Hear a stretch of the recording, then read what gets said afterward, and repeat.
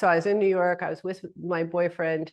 I had seen a demo and run as fast and hard as I could for a period of time. And I was with this guy, and he was my last ditch effort, I think, in a normal life. I've tried a few others, but he was really, and he was so just so foxy. And he was a musician from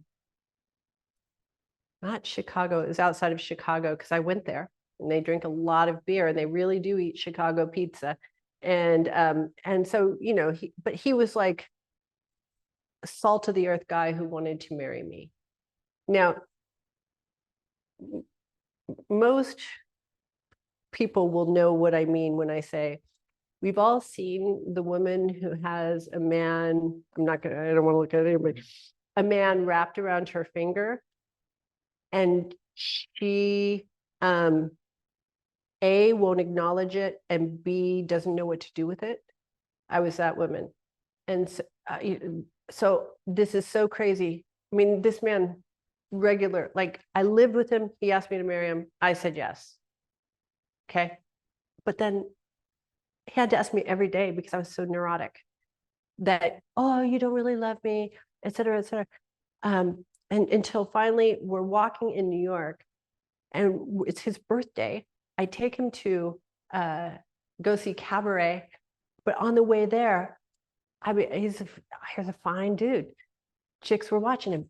This isn't to say like dudes weren't watching me, but you totally ignore that because you are so focused on that thing, and you saw his eye move toward the side, and that is clearly, and you are egging these women on, and I just lost it.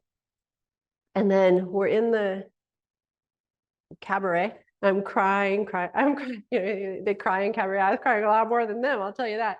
And then we walk out, and this guy had been through it with me. Like he had been through it with me, and he was just steady, like just a steady human being. And he said, "I don't think I can take it anymore." I remember that I just understood, like, oh, I broke the guy who wouldn't break. And I'm lucky I had a moment of saying, this was grace. Why did I sabotage that? What actually wanted to happen? And I sat and I thought, when was the last time I felt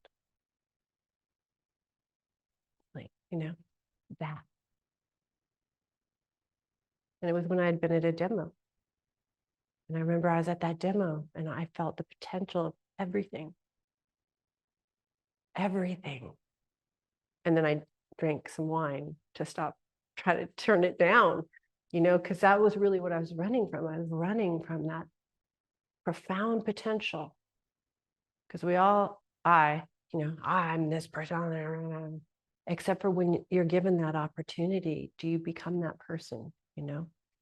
And I ran from that demo, and I grabbed myself and anchored anything to ensure that I wouldn't